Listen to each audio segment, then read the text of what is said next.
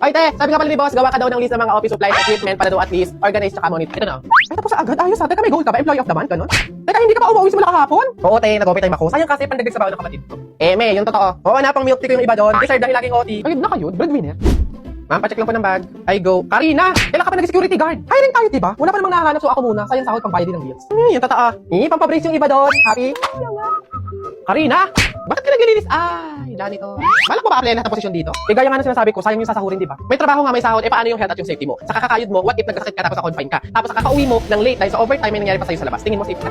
Di sayang lang din yung OT mo nakagastos ka pa. Oo naman, kasi may libreng health insurance sa GCash. Accidents, emergencies, protektado ka. Free insurance? May ganun na? Paano yung ma-access? Madali lang talaga mag-load sa GCash tapos may free insurance ka pa. Pumili ka lang ng load promo for your own number. Tapos upon checkout, itik mo yung get free health insurance. That's it! You have successfully claimed your free insurance via buy load sa GCash. Kaya alam mo ba yung maganda dito? Makaka-access ka up to 2,500 pesos na assistance kapag na-confine ka sa hospital. Hindi lang yun. 30,000 pesos coverage kapag na-aksidente ka at 10,000 pesos coverage for disablement. Di ba? Kaya pala sa GCash. Kaya pala kayod ka ng kayod. Di mo na kailangan kabahan kasi safe ka na. Kaya mo na paghandaan kahit ano pang emergency dahil sa libreng insurance when you buy load on GCash. Oo, te. Ay, racket ko din pala yung cash in cash.